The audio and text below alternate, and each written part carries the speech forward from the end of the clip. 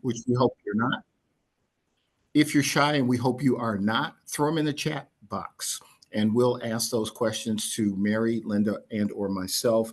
We do have additional sessions upcoming for the rest of September, October, and November, and we'll communicate those upcoming events to you, and we look forward to more of you attending the event. So I'm going to turn it over to our guest right now, Mary, and she can tell you a whole lot, but she'll tell you a lot more if you ask the right way. All right, over to you, Mary. All right. Hi, everyone. Can you all hear me okay? All right. Awesome. Well, I am so happy to be with you here today. So again, my name is Mary Ruel. I am the Director of Strategic Talent Initiatives at Tech Buffalo. So kind of going off of, what Linda and Theron said, I really also want this to be a dialogue. It's going to be a little interactive. I have some questions prepared to ask all of you to kind of help frame the conversation today, making sure that you are getting the most out of our chat. And so my first question, and I really, really want people, to participate, is have you heard of Tech Buffalo before? And if you have, what do you know about us? I want at least 3 people to tell me either yes, no, and what have you heard about us? Or if you don't know about us, what do you think we are? Okay, PJ, I'm coming after you. Speak up and speak out, buddy, because you've been to these before. So go ahead, PJ.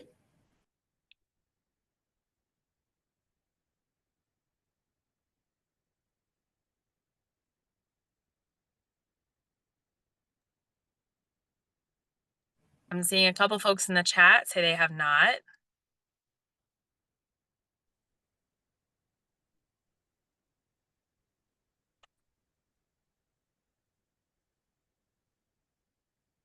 All right. So for this type of participation, I am really hoping that it is a dialogue. And so let's have a few folks, turn on their, turn on their mics, and then, tell us a little bit about perhaps even what you wrote in the chat.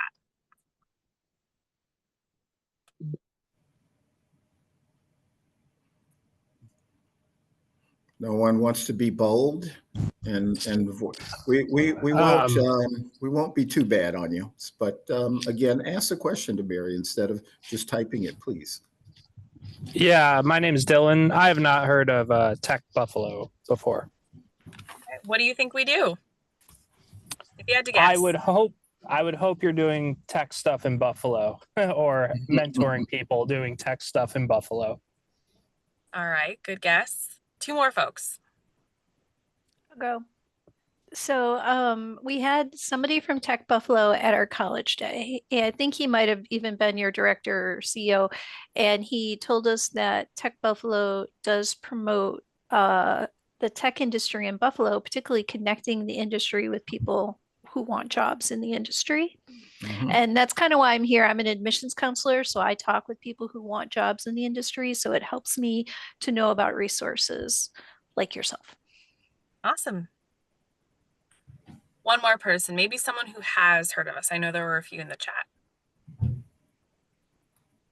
Hello, my name is PJ. Nice to meet you, Mary. I have not heard of Tech Buffalo, but I can assume that you help people find jobs in Buffalo, New York, in the tech industry. All right. Not a bad guess. And I think this is really helpful for me because people think all sorts of stuff about Tech Buffalo, right? And so, first and foremost, yes, we are a resource to the community. Our mission is we are looking to create a sustainable, equitable, and accessible tech community here in Western New York to help foster, attract, and retain tech talent. So we really see Buffalo growing as one of the top 2nd-tier tech cities in America. And so what Tech Buffalo does is we act as an intermediary organization. So we worked with colleges, we work with community organizations, we work with businesses, we work with talent to really kind of bring everyone together, get folks on the same page, and holistically build the talent pipeline so that our community has the talent resources, because talent is everything, in order to thrive, and for that tech community, for that business community to thrive. And it's a collective effort, it's a group effort. Now, when I say talent pipeline, what do you think I mean? What's a talent pipeline? Has anyone heard of that before?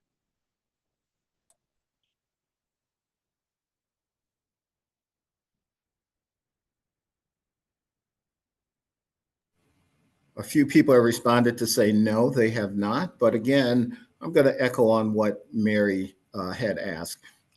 Please voice your question, guys. I mean, we're here to have this collaboration, this dialogue, conversation with you. And, you need to get used to speaking during meetings, because when you come to the real professional world, you're not going to be able to use that little phone and put LOL or be right back or something of that nature. You will have to communicate with this person. So please do that today. Hi, my name is Emma. Is a talent pipeline like a network of individuals from like the people that are trying to get hired and the employers? That is a part of it, yes. So a talent pipeline, what we do at Tech Buffalo, we say that we're building a we are building a tech talent pipeline, a lot of T's, what we say, tech talent pipeline, from K to gray. And so Tech Buffalo is this unique blend of really like workforce development, nonprofit work, tech business work, talent work. And when we look to build the talent pipeline, it's taking a look rather upstream, and saying, all right, what do our young people need in order to be prepared to enter a tech workforce? And then what does our tech workforce need? Or what do our tech companies need in order to have a workforce that supports their growth and their long-term sustainability over time?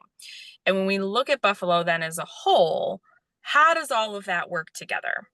And so at Tech Buffalo, like I said, we really believe that talent is everything.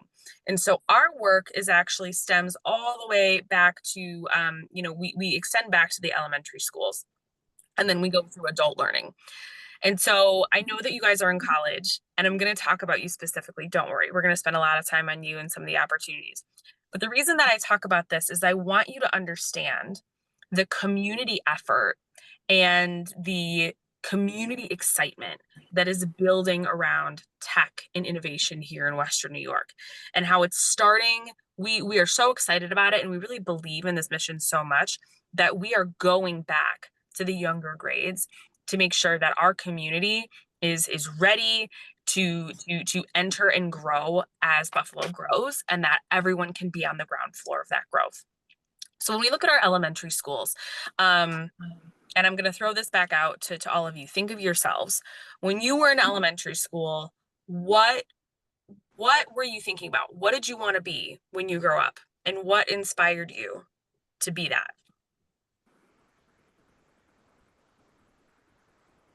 So anyone, tell me what you wanted to be. Think back to like 3rd grade. What did you want to be when you grew up in 3rd grade? I remember in 3rd grade, I wanted to work with heavy equipment, heavy machines. All right. And but what? Obviously that changed. That's okay. And what Obviously made you, and what made you want to work with heavy machines? What inspired you to do that? Just being around construction sites in my neighborhood, Mm-hmm. and they were so nice to take me for rides on the machines at an early age, and I just fell in love with that.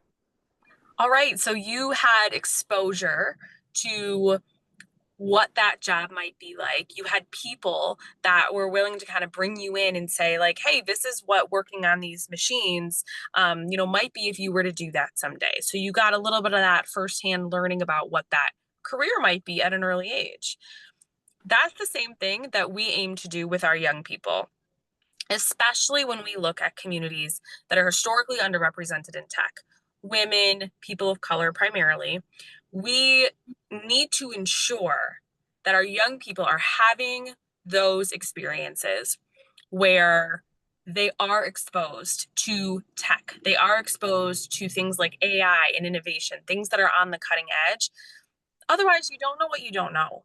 And if you don't know what you don't know, you can't imagine yourself as a technologist. You can't put yourself in a position where you can take courses in high school or engage in camps or just do some discovery on your own about tech if you don't even know that that's an option for you.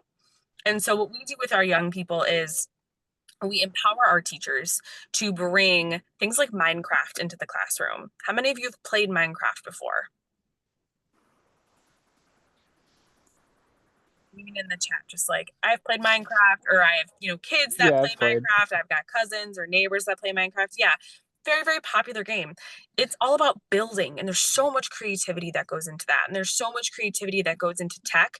It's such an accessible way to introduce those young people to what skills they might use if they went into tech someday. Then from there, we think about their high school journeys, and we think about who has the opportunity once they've gotten that little taste, who has that opportunity to continue on their tech learning journey. And what we know is that less than 40% of local school districts in the Western New York region even have computer science or tech education as an offering, not as a requirement, as an offering. And a lot of states around the United States, a lot of different states actually require tech education for just like you would require math, science, social studies. They require it knowing that like those problem solving and those all those other kind of like aptitudes that go into being a good technologist are probably really important for a lot of different careers and a lot of different paths that person might take. And so we take a look at New York State, we take a look at our region, and we say, wow, like how amazing would it be if people had that opportunity to get introduced in the younger grades. Let's make sure that they have what they need to continue. And so we are in development right now of how we ensure that our teachers are empowered to continue that development as they get through high school. Then when we get to college, which is where all of you are, we think about the work experience. How do we attract and retain tech talent specifically in our region? So now here's the hard question I'm going to ask. How many of you want or see yourselves staying in Western New York after you graduate? With whatever you graduate with, if you finish out at SUNY Erie, if you go on to get another degree, how many of you plan to stay? Okay. I'll be staying in Buffalo. What makes you want to stay in Buffalo? I've lived down south and I don't like the weather down there. All right. I also plan to stay in Buffalo. I just love the culture, and it's actually one of the reasons why I went back to school for information technology, so I could find a job closer to home. Awesome. I will also be staying in Buffalo. I just like the people here and the atmosphere. Great. This is music to my ears. Is there anyone that's maybe thinking this maybe isn't where they want to stay and build their career? And there's no judgment here. I just want to know why. It's too cold. I'm moving to Florida soon. Maybe. All right. Change your weather. Change your weather, Mary. Sure.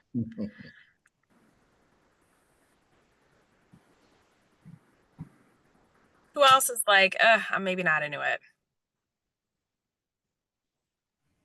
We got a lot of replies about Go Bills, so it looks like they're staying for the Bills. Seems like this group has got their priorities straight. Yep. And I agree.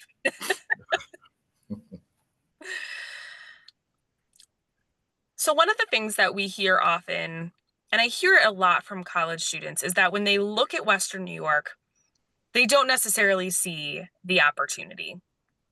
And I challenge that because I think Western New York, especially when it comes to tech, is uniquely positioned to grow at the same rate if not a little bit faster than tech across the United States. The data shows us that it's on track, to grow with the rest of the US. Obviously, the bigger tech hubs, places like New York, Chicago, San Francisco, are growing at a faster rate. But what we see here in Buffalo that is uniquely Western New York is that our tech careers here and our tech industries here are aligned to other industries. I'll give you an example. When we think about manufacturing, historically, an absolutely booming industry in Western New York. There is so much tech tied to that. There is robotics, there's information technology, there's when you think about manufacturing and the building that goes into that, all of that requires data, like coding skills sometimes. It's all in there. When you think about things like healthcare and the healthcare innovations in things like electronic medical records or in treatments and procedures or in research, all of that requires tech. When you think about finance, M&T is probably our biggest technology company here in Western New York. When we think about startups, these small tech companies that are growing, Buffalo is a hotspot for that, especially kind of thanks to 43 North and a lot of the resources that we have here. But Buffalo is a really cheap place to grow your business. And so we are attracting founders and we are attracting people that are looking to build their tech companies here. So sure, we don't have Google, we don't have Meta, we don't have kind of some of those huge players that have a base here in Western New York. But what this place is for people to explore tech and the intersection of other interests that they have. And it's a place where that you can build something, where if you say, I've got an idea, I'm not seeing it in the market, and I think I can do that, you've got a community to rally around you to support what that building looks like. And so that's what I tell, students who are like, I'm not really sure if I see Buffalo as a place I can work in tech. I'm not really sure if I see Buffalo as a place where I might want to stay long-term and build a career. And I encourage you to think differently about the opportunities that are here that are unique to Buffalo and that are actually, when we look kind of across big tech, are a little bit more sustainable than a lot of those big tech companies. Now, the biggest part of growing your career while you are in college, there are two things, in my opinion. What do you think they are? If you have to do two things while you're in college, aside from going to class and getting good grades and doing your homework, what are two things that you need to do? I think it's important to network and also have your own hobbies, preferably related to your field of study. Your own what related to your field of study? Like hobbies related to your field of study. Okay. Networking is definitely one of them. Hobbies, I think, is a great add-on. So networking is one. What's the other one? Yeah, interning. Interning, an internship. There is nothing more important than leaving college with experience and with concrete ways that you can showcase what you've learned in the classroom. If you take nothing from this conversation today, get an internship. Now, that's easier said than done, right? But especially in tech, this is the place where we can start to think about what industries, where can I try out my tech skills? And it's things, think about, Nathan Wallace, career services and help with both. Sure can. So networking sometimes can lead to the internship, right? When you're putting yourselves in spaces where people are doing the things that you want to do, that is a great opportunity to find out what those opportunities are. I have not gotten a job that wasn't found through my network. I've had many jobs. I am about 12 years into my career, and I have not found a job without the help or the connection of someone else. Especially in a place like Buffalo, your community is everything. And you absolutely can rely and should rely on your community. When it comes to a place like Buffalo, it's not hard to get to the decision maker. In a place like New York, San Francisco, Chicago, those kind of big tech hubs I'm talking about, it's quite a journey to get to the decision maker for someone that could actually give you a position. Here, it is not as hard. It's 1 or 2 degrees of separation to get there. And I encourage you, anytime you have a networking opportunity, these Speak IT series are great ones, right? Like we are all networking right now. I'm getting to know all of you right now. And I am aware of the people that are speaking up and participating. They are the folks that are going to be first in my mind. You know, if you reach out to me after this on LinkedIn and you say, hey, I want to learn more about that, that says a lot. And when it comes to networking, it is really so much more about learning than using someone to get to that next opportunity. Always enter a networking conversation with what can I learn, but also what can I give? And you all have something to give, whether it's new and innovative thoughts because you're young and you're fresh out of college, or you've had other experiences and you're more advanced in your career, but you have those other perspectives to offer. Networking is a give and a take. Put yourself in positions where you can give and you can take, and you can learn and you can grow, and the opportunities will come from that. Internships, networking can lead to internships, and internships can lead to networking. The internships is where you show those hard skills that you've learned, and so you're able to prove to your next employer, like, hey, I've done this, I've done it successfully, I've done it well, and here's what I have to show for it. Tech Buffalo has a program called Power Up Tech, which is an internship program for technologists. Now, typically what we've done is we work with employers across Western New York who have interns, and they opt their interns into our program that really showcases Buffalo as the place to live, work, and play, professional development, building that community, because you're all going to be each other's coworkers someday. You'll find each other again. You will keep finding each other again. So we really focus on how do we build those connections now that are going to lead to the next great innovation, that are going to lead to the next great advancement in tech here in Buffalo, that are going to lead to those people getting great opportunities and able to keep those talents in Western New York. This year, what we are researching right now to add on, and I will be sure to keep you all involved, Linda and Theron will be some of the first people I contact once we get this launched, is actually an application to Power Up Tech, where we will help our employers recruit the tech interns, and we will help them make sure that they are getting that top talent in their internship positions. So rather than applying to a bunch of different internships, you'll be able to apply to us, and we will help match you to a company, that we will help match you to a company that is looking for a certain set of tech skills. We're not quite there yet, but it is coming down the pipeline. It's something that we're exploring. Theron, yes. Mary, one question that I continuously hear from a lot of my students is this: when should I apply for an internship? Many of them are worried that I'm a freshman, I haven't applied, should I apply? What would you advise students, or how would you advise students? I would advise students to start looking at internships now. What we see in the market is the larger companies look for summer interns right after their summer interns leave. So places like M&T are looking for their interns now for 2026.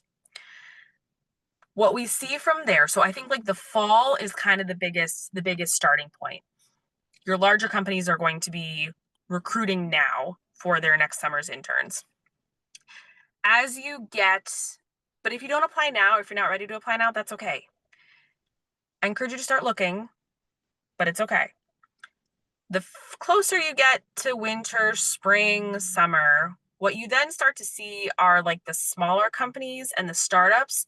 They will start to then hire their summer interns. Nonprofits that need interns, those small, medium-sized businesses, some of those more like tech aligned type roles. So like in healthcare, Catholic Health, they start recruiting their interns for tech and other roles in like January, February. A place like Odoo starts recruiting their interns typically in the winter. A lot of our startups will start looking in March for interns. So all to say, if you start early, the earlier you start, the more options you have. And options will continue to come up as you approach the summer. But if you don't start now, there will be fewer options. Thank you, Mary. And I would echo in on what you're saying too, is don't get disheartened if you apply to something and you don't get that opportunity to where you want to go to. You've got to put those applications out to multiple places. You have to literally sell yourself to these organizations with the hope to get that interview with that human resources person. And also to add to what Mary's saying is, you also need to do your due diligence to check out that organization, find out about them. As much as possible when you go into those conversations with them and they ask you, do you have any questions? Do not, and I'll repeat, do not walk out and say, I have no questions. That is the worst thing to me you could do. You should ask simple things like, what's a typical day that a developer might have at this organization? Or what are the 3 to 6 to 9 month plans of this organization within technology? You've got to be interactive with them. You have to be conversational with them. And again, these types of sessions are for that. And I do see some of my past students in here, which I keep updated with them. Like PJ is one of my past students, and he and I have networked and we have a connection. And I do know if I send him something, if he's got the time, he's going to participate. If he has a question to ask me, he knows how to get in touch with me directly, and I will get back in touch with him directly. And again, as Mary's alluding, you make the connections during these type of events, but you also have to, what's the word I'm looking for? You have to develop these relationships. It's not a one and done. So if you don't get back to that person in the time frame that they've asked you, that's a negative. And the professionals here that you're working with, we're called professionals because time is money, and we have to make sure we do the right things. And we're here to help you, as Mary and Linda have said. But I'm also going to push to say, we're here to help, but you have to also work with us to get our commitment and our engagement with you. If you don't show me that, I'm just speaking for self, and PJ knows that. If you don't show engagement, you will not have my attention long. But if you do show me engagement, you will have my attention and support as long as you want it, whether you're with ECC or Buff State or UB, or even in the professional field. You can still outreach to me and connect with me. And if you think I'm giving you a lot of smoke, send a note to that guy by the name of PJ and let him respond to you as opposed to me saying something. Jonathan, you had a question. Your hand is up.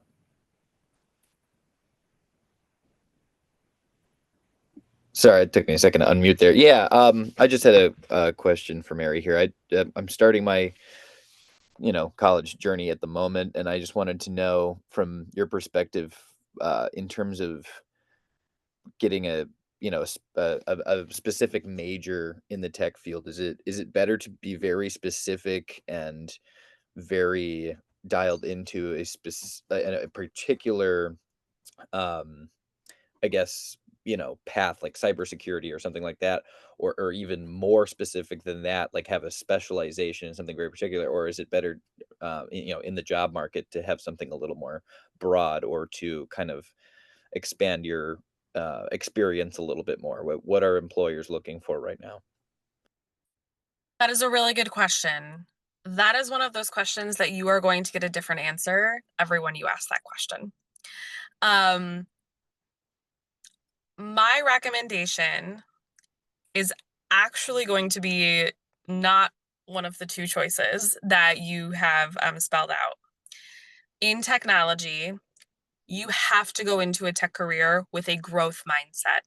Everything that you are learning today will be irrelevant tomorrow, because tech is growing, and it is growing at a rate where you cannot keep up unless you are working to keep up. So where you start, I think, if you are interested in something and again, this is just my opinion, you're going to get a different answer from everybody you talk to when you ask that question. If you are interested in something very specific and you know that, go for it. If you are not sure, but you know broadly where you might want to start, it's okay to stay broad for a little bit, especially in college. It's okay to figure out, to take some time to figure out what you want to do, what you are best at doing. I think what I would discourage is locking yourself into something too niche. Because if you don't like it, you're not doing yourself any favors. And that technology may change, So unless you're like really sold on it, I might leave the door open a little bit.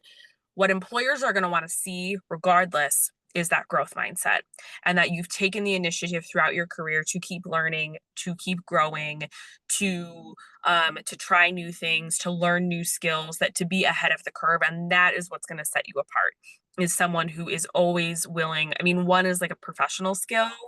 Always being willing to learn is huge, but specifically in tech, because the tech is changing so fast, you have to be able to keep up with it. AI enters the chat, bring AI into this, and it's only going to be exponential growth. The other thing that I would recommend to all of you is learn how to use AI and learn how to use it well. I'm not worried about AI replacing jobs. What I am worried about are people taking it seriously enough that they are seeing it as a legitimate skill and incorporating it into everything that they're doing. So wherever you have the opportunity to learn about AI, how it works, how to use it, how other people are using it, automation, efficiency, that is where you're going to have the edge. Where if you can come in to a job and say, I can automate that for you and give you some time back, boom, instant value. So as you start to, so no matter what you do, growth mindset, always be learning, and learn how to AI and learn how to use it really well. I think about like the internet, right? So like my dad is a technologist, and the internet came to be when I was a kid. And so my dad, who was already working in tech, he'd already been working in tech for like a decade, had to learn the internet and learn how to use the internet and continue to kind of grow with that. And people are like, oh, if you have the internet, like you're gonna get rid of people. You're gonna get rid of, this knowledge that exists out there. And that didn't happen. What it did was it grew a whole other subset of skills, right? A whole other subset of tech skills. That's more likely what I see happening with AI, is it continues to just grow another area of technology. Things will move faster, but you got to learn how to really like capture it, hone it for yourself, and then use it really effectively. So you all are where my dad was, on the edge of the internet, right? And now you all are on the edge of AI. You're going to enter the workforce, and you can and you should be teaching people, here's what you can do. People that have been in the field for 20, 30, 40 years. You can come in and you can make their lives easier and you can master it. That's going to provide that instant value. Mary, just wanted to add two things to what you said, and then we'll go back to Jonathan. Number one, AI is just another tool. It's the tool of the day. Okay. And we're going to use it regardless of all of the news media and things that you hear. It can be used in a positive nature. It can be used in a negative nature. When you go into organizations are still at the infancy of that tool and how they can best utilize it for different aspects of their business, from dealing with customers to call centers to technology. And the second thing is, from an educational standpoint, all of you are going to college, you're smart people, you're learning a whole lot of things. But when you come into the space that I'm in, we are going to re-educate you, because the tools that we have to use like Salesforce and Encino and GitLab and GitHub. Colleges just cannot afford these tools to train you in to come into the workforce. So as long as, for me, as long as you have the interest and the desire to learn and want to grow, we'll bring you into our environment. We'll tell you, hey, go and learn some Python. We'll give you a learning platform to go learn the basics of Python, and then we'll partner you up with a senior person who knows Python back and forth and left and right, and they'll show you some things that you never learned. You'll have to learn how to read things like what we call requirements documents for developing things. We have interfaces with the business. They tell us what the business wants. We have technicians that interpret into the technical aspects of things, and then we assign it to software engineers to build the right code based on the requirements that are built, because we just can't let you be a loose cannon.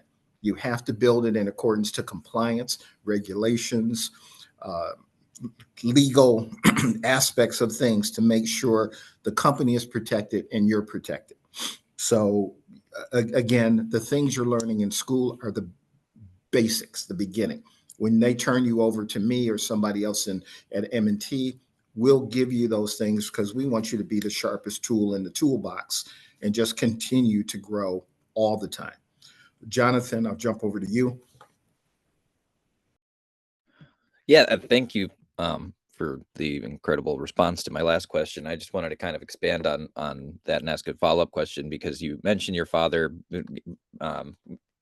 coming into this industry during the internet boom, the .com boom, and if you were to go back in time now and say, oh, well, then you should become a web developer during that time, or you would, if you were able to talk to yourself coming up into that time, you would say, oh, you should become you should learn Java or whatever, rather than maybe if you want to take advantage of that boom, as opposed to something like, databasing or something, for example. So what would you, if you, knowing your experience with AI and everything on a more specific level, I know that you should learn AI in any discipline, but if you were to say, in 10 years from now, what discipline would be benefited most from AI, and what specifically you should get into, what do you think that might be if you were to make a bet? Oh, if I were to make a bet, well, I'm not a betting person, but that is another really hard question. I think I don't know that I can answer that right now. I think it's probably still too new to really understand, to really make a clear prediction. What I can say is that we're seeing an uptick in the percentage of job postings that mention AI as a required skill. It's slow, but it's getting there, and it's cross industry. I think I don't know that I can recommend like something kind of like specific or niche to get into at this time. I think what I would do is like whatever you are interested in, think about research like those tools that can help you do it more quickly and more efficiently. So like I'll give you an example. If you are coding, like if you want to be a web developer, back end, front end, I don't care. There is a platform called Replit where you can code apps, websites with natural language. And so you can say, I want this to do this. I want it to have this function. I want it to look like this. Maybe upload a couple of files if you want to put some data in there, and it will do it. And you can see it coding in real time based on that natural language. Now, what would take me 20 minutes to do in Replit before AI, before large language models, would take someone like you'd pay, a client would pay thousands and thousands and thousands of dollars to be able to build that. And now like an average Joe like me, I don't know how to code, can use natural language to do that. However, you're still encountering bugs. You're still encountering problems and things you need to fix. Because I don't know how to code, I can't really go back in and do that. And so I'm using natural language to kind of like fight with the program to get it to do what I want it to do. That's where someone who knows how to use both of those tools can be really, really, that you can do it fast. You can do it with natural language, but you can also go in and fix it fast. So like, that's just an example of like, I think rather than a specific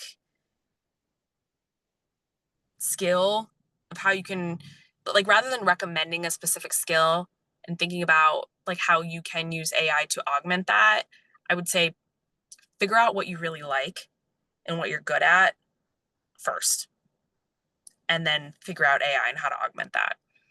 But I don't know that we have enough,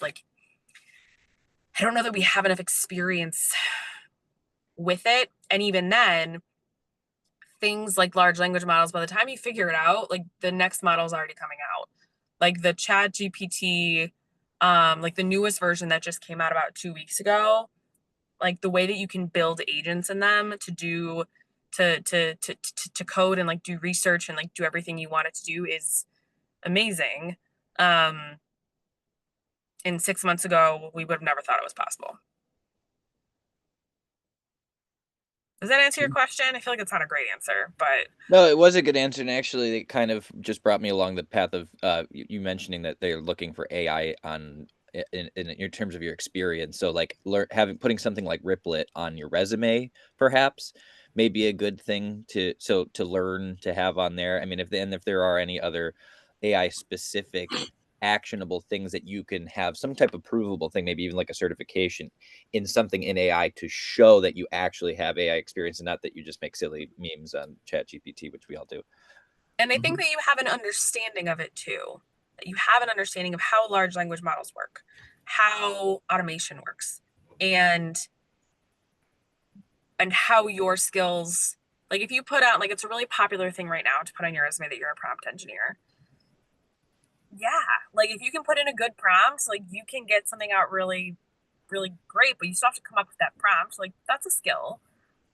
But then kind of like, depending on how you use AI, probably everybody can say that there's some sort of prompt engineer. So that doesn't have a whole lot of weight to it when I look at it on my resume. I'm like, yeah, I could call myself to that probably if I come up with a really good prompt. Now, if I can go and say I can use these specific tools, and here are some things I've done with them in really powerful and impactful ways, that's what you're going to want to showcase. And I'm going to put a plug in here for your professors and your career services office. If you are submitting a resume, if you are going into an interview without having a professional look at your resume first and look at your job, whatever you're going to submit to a job application, if you do not have someone look at that first, you are putting yourself at a disadvantage. Like immediate disadvantage. Go to your career services office. Yeah, that I would totally agree with that, Mary. And I'll throw this question out to the team because we got about 4 minutes left on the call. During our last semester, we had a technical recruiter come in, and the question was asked to them is, how long do you think those technical recruiters look at your resume to decide whether they will move that along further or just throw it out? So this is a question to the team, to those of you on the call, not to Mary. How much time do you think they spend looking at that?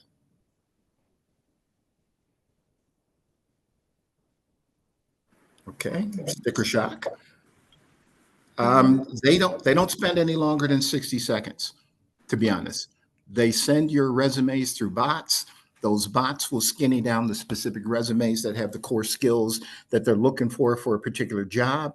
Those recruiters will look at your resumes for everything and anything from the font, the alignment, the content, the wording of it.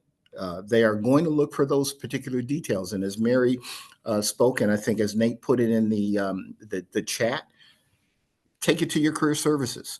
Take it to your professors. Send it to Linda. Send it to me. Send it to Mary. We'll look at it, and we will give you those negative comments, but don't take them negatively.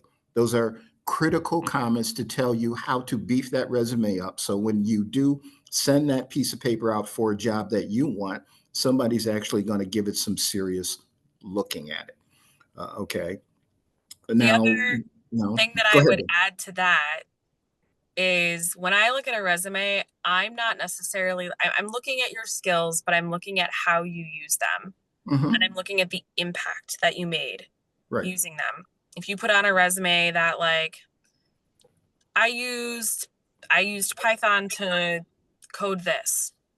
Okay. Well, like, great. A lot of people know how to use that skill. I used Python to do this, which led to this impact. Exactly. That's what I need. And I also don't want to know what you did on a team. I want to know what you did. I don't care what your team did. What did you do as a part of that team? Right. Exactly. Exactly. Hey guys, we're getting down to the last couple of minutes. Are there any big, huge, earth-shattering questions you want to ask Mary? And I say ask. Don't put it in the chat. Ask her. So Monica had a question. Her hand doesn't raise on the computer. So Monica. Yes. Hi, everyone. Hi, Mary. Can you hear me? Yes, we can hear you. Okay. My question is, I'm a woman of a particular age. I did not finish my degree, so I am returning to school to finish my degree in hopes to change in my field of employment. I am settled in a full-time job, and I'm also now a full-time student. How do I navigate the challenge of not being able to pursue an internship, but still look appealing to corporations? Are there opportunities at your current job where you could implement the skills that you're learning? That Even I if am it's not not formal, sure. even if it's not formal, how can you get creative? Because I work from home already. I work for a big corporation, so that is very possible. It's just hard to navigate to figure those things out because it is so big. So that is definitely something I will have to look into. I didn't even consider. I mean, my hope is to get a job with them eventually, but I was thinking in regards to the internship. So yeah, I can reach out and see if they, what are the options for that then. Yeah. Do you have like a supervisor or like a mentor, a manager that you work for right now that you think you could? Because ultimately, too, like you are bringing value to the company that you're working at currently right now by going back to Yeah. school. So Right. like think Right. about where, like I'm learning these new skills. I'm in college, it's cutting edge. Mhm. Where, like think about it less. I want you to think about framing it as, because you're already in a career, because you are already in a full-time job, where can you augment the work that you are already doing? Or how can you make an even more of a positive impact on the company Mhm. that you're working for, Right. rather than like asking permission to practice and flex your skills? You know what I'm saying? Right. Yeah. Like you're a Yeah. I guess. positive asset because you're in Yeah. school right now. Right. Okay. Yeah, that makes more sense.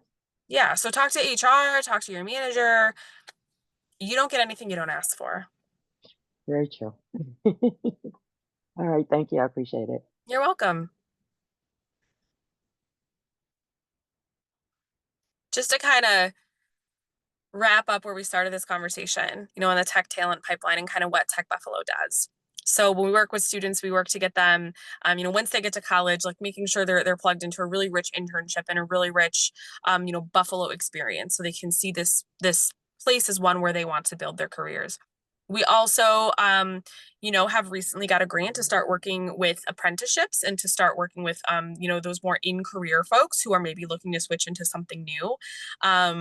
We're not quite there yet. Stay tuned, but there will be opportunities down the line now that we have some funding to do that. But all to say, in an ideal world, someone spends from third grade through college and beyond with Tech Buffalo, and that they are uniquely plugged in to the industry here, to the community here, to the resources here, where they can thrive. And ultimately, if we give people the opportunity to thrive, that will grow our businesses, that will grow our economy, that will grow our city. And we only see upward things for Buffalo when we look at it from that way. It's kind of a moonshot, but we really think we can do it. Any other questions I can answer? This has been such a joy talking to you all today. And I realize they do have San Francisco in the background, which is just kind of what it was. That was probably, don't go here, stay here, don't go here.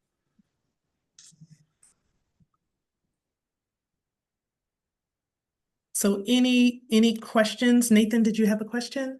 No, I just wanted to introduce myself since I've been posting in the chat. Nate Wallace, I'm the Director of Career Services. So we are at City Campus, North Campus, and South Campus only 2 days a week. I'm there every Tuesday. Mary, my coworker in Career Services, is there every Friday.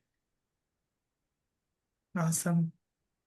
So we want to thank Mary for coming on and being with us for our first session of our Speak IT. We will be here same time, same place next week. Please make sure you be on the lookout for a link. And again, we will be using the same link. So when you see the new flyer come out, it is the same link. We're going to try and use that same link for every session that we have. So you really don't have to do too much thinking as to where is the link. So you might want to make sure that you save that link. Again, thank you all for joining. Again, thank you, Mary. Thank you, Nate. And thank you Theron for joining. He had to leave. So we will see you all next time. Thank you. Feel free to connect with me on LinkedIn. I'm happy to chat. Sometimes it takes a couple weeks to get on my calendar, but I'm always down for a coffee chat. So please reach out. Great to be with you today. And I, look forward to welcoming you all into the tech community here, into the Tech Buffalo community. And I'm really excited for what's next, and I think you should be too. Awesome. Thank you, guys. Thank you. Thanks, Mary. I appreciate all the Thank you. information and things I could use in the classroom. Great. Wonderful. It's good You're to so see welcome. you. Nice to see you. Thank you. Thanks. Bye-bye.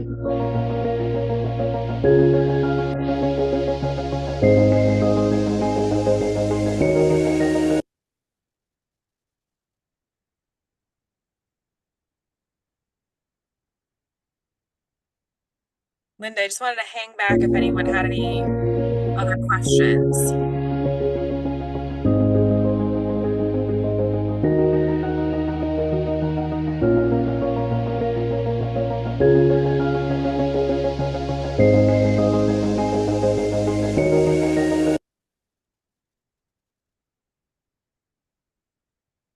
All right, seems like we're maybe good.